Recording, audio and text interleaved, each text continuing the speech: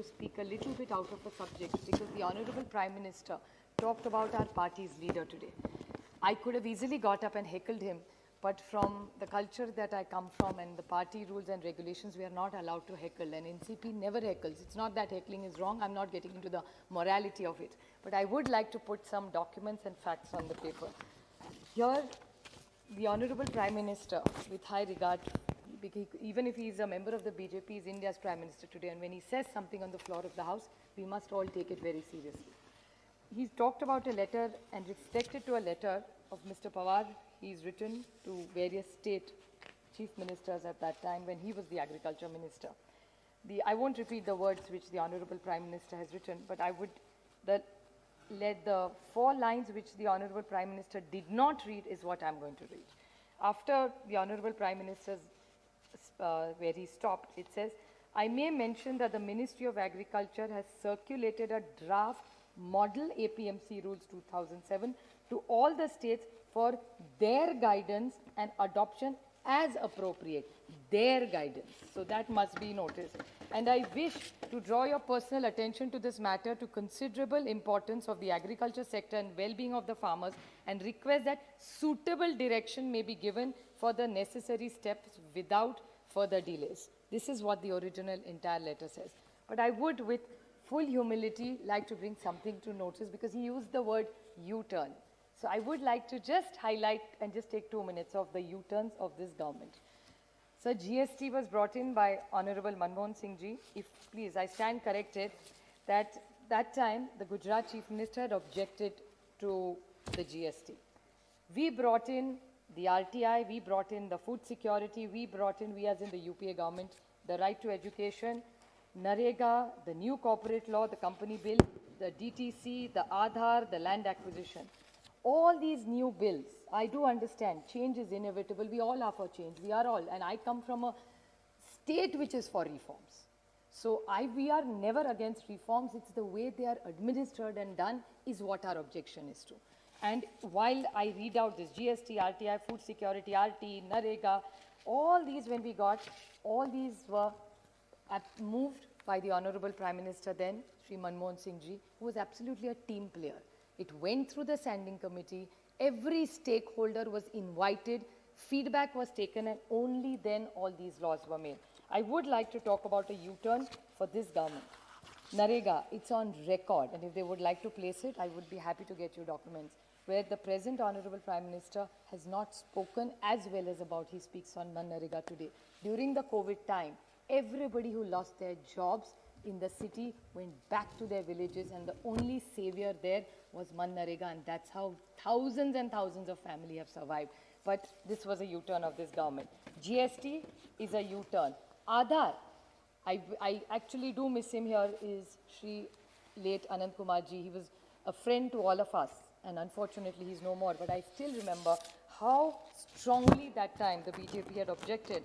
And Yashwant Sinha ji, please, I stand corrected if anybody disagrees with some of my facts, that Aadhaar was rejected by them. And today they are steering Aadhaar, they are praising GST as their program, and they are praising Narega. Now, are these U-turns or left turn, right turn, which turn? I really don't know. So, and the Honorable Prime Minister said intent versus content. Everybody has a good intent. So when they do it, it's intent and content. And when we do it, it's a U-turn. It's a little unfair, especially coming from such a high office. So I would just like to put these things on record, that these things happen, and they are always demeaning institutions. Why do they always need the ordinance route? If they really wanted to bring these laws, why could they not take this? Now, logically speaking, sir, even if they were moved at that time, they were moved as recommendations for a change of the law. Why were the same route not followed? And if this was written to all the chief ministers, how come there was no agitation in 2004, 5, 6, and for all that decade that Mr. Pawar was the agriculture minister? I'm not here to defend. He's very capable of defending himself. But I just need to put the facts on the table since he was mentioned by the Honorable Prime Minister. That's all I wanted to say. And why are you running away from committees? These committees are very good institutions. Good feedback is taken. And I appreciate the Honorable Prime Minister's emotions. Yesterday and today, I'm actually seeing a different man. leadership is about vulnerability, and he showed he was vulnerable yesterday and today. I wish there was continuity in this, and he showed the same vulnerability. He should open his arms, call the farmers and Mr. Tikait to his house for tea, and why not resolve it? If you can't resolve it that way, call the political leaders. If he feels there are politicians involved, why not call them? If there's a will, there's a way. So if he really wants to work around the farmers, let's stop this conflict, because this entire country and the global situation is not helping any of us with any aberration like this, especially the farmer, I think, who feeds us. So I think I want to put this on the table, and now I will come back on another U-turn. Since Dayanidhi Maran extensively talked about the vaccine, I would like to put that U-turn. It just occurred to me. The U-turn was the Honorable Nirmala Sitharaman ji. If I stand corrected, she went to Bihar for the manifesto of the BJP, and she promised at that they would give free vaccination in Bihar. I'm sure the vaccination has started. I'll be very happy if I get the details about the free vaccination that the government is doing in Bihar in her reply. Will be much appreciated, because if you're doing it in Bihar, why not in Maharashtra? We also need it, and I'm so happy. So if there must be some subsidy going there, no? So is your government doing it? Y'all have started? Are you putting this on the record that y'all have started free? Yeah, so are you doing it because you're a part of the government, if I understand right? So are you, no, your minister is saying he's doing it, so please put it on record if he's sure. Mr. Reddy is confirming that is, so if you're doing it, I'll be very happy if you can share. It's your government, no? It's your allies, you all are forming the government. Please. Maharashtra going to be happy to do it if you give us money. I'll tell you why. And if you're going to give us money, I'll tell you how we can do it. In a minute, I'll give you the solution. Since you're the finance minister, you understand finance better than me. Please continue. So I will definitely bring that to your notice. Now there are 2 points I need to bring to the notice of this government. Now I'll be. You are talking about the GST compensation. Now, if you give us, the Honorable Finance Minister is there, and GST compensation that you owe us is, please understand the figure, so it's 26,597 crores. So 26,597 crores is what the government owes to us. So now, if you give us that money, we'll be happy to give the free vaccine. So if you give us this money, all our social sector programs are stuck because this compensation hasn't come. But I do like to give one thing to your notice, which is the difference between the finance minister, not you, the finance minister of cabinet, vis-a-vis our finance minister of Maharashtra. There's one huge contrast in this, that this finance minister of India has taken 12 crores from every MP without even asking us. It was mulled. They just took it away from us. And today, everybody who asks us कि भैया हमें MP lead चाहिए, वो तो मोदी जी ले गए MP lads कहाँ से दे 2.5 साल के लिए तो कुछ नहीं कर पाएंगे हम. And exactly opposite in the state, no MLA from all the 4 parties. This is the difference between Finance Minister of India and Finance Minister of Maharashtra. Finance Minister of Maharashtra has made sure every MLA, including from the opposition, gets 5 crores every year. No cut. 2 भी दिया, उसके ऊपर से 3 crore भी दिया. So they are giving 5. So obviously they are doing something right, considering GST is not coming, but they are managing something well. So I think maybe you all should pick a leaf from the Finance Minister of Maharashtra, Shri Ajit Pawar. I think he can guide you all run the ministry a little better. I mean, it's always good to take good ideas from people.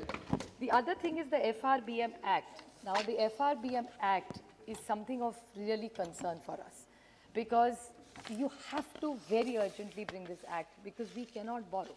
Central government is borrowing money, as Saugata Roy ji always says, there are family silver to be sold. States don't have so much family silver to sell. And that's not a model we really want to work on. We want a prosperous state. So what is the line of this government? Because we cannot borrow money. Our states will be bankrupt. First of all, they don't give us money of which we deserve, which is our GST money. And FRBM Act, what are you doing about that? And one absolute pointed clarification I want to ask, that according to the Finance Commission, it's 42% is what is given to us, right?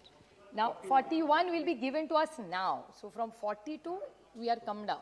Now, my question to you is, because I came across it in some of my reading, because I'm not a finance expert. I can even table it if you ask me which it is, because I think BJP people like that table it. I'm happy to where I got this information from. It's from a newspaper. And they had analyzed the entire budget and they said the defense budget is included. So does that mean the states are going to pay also for the defense? Then we will come down to 30 or 35%. So if you could kindly clarify, I'm not a finance expert, so maybe you could clarify to us. So you will not give us our GST money, this FRBM Act, so we cannot borrow, and we have to pay for the defense of this country.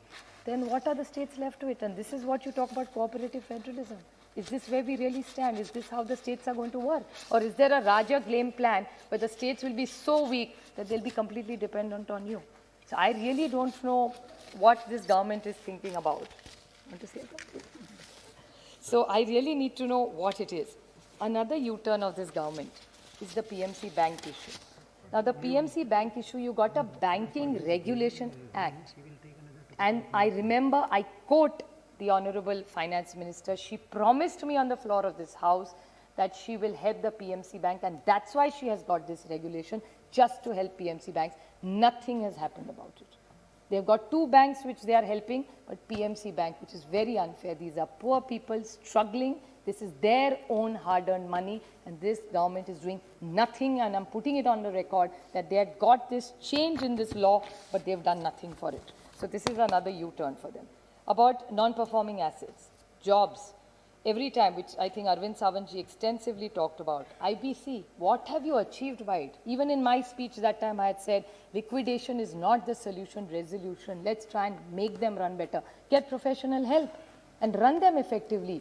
So this is another thing which I need a clarification, because according to the minister's reply in Lok Sabha, it says 55% of the money is not recovered and given as a haircut to NPA banks. How much money through this has got, it's lost. So I don't know why are you going constantly by this liquidation route. Mudra loans. Now Mudra loans, there is so much mixed reaction. So I really don't know what the truth this government is saying. They were for 1920, 2021, there's no data available. Whatever questions were asked were only up to 19. So why is no data coming after that? Non-utilization of cess revenue, another way to ill-treat the states. You collect all the cess, nothing comes to us. Now there's a new agriculture cess. That also won't come to us. So, and the CAG has not flattered this government at all about the cess that is collected.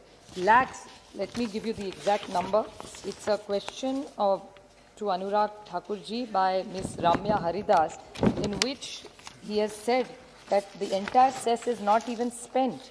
And the CAG report says that whatever monies have come, according to the CAG, more than just 2 minutes, last 2 minutes. Please come.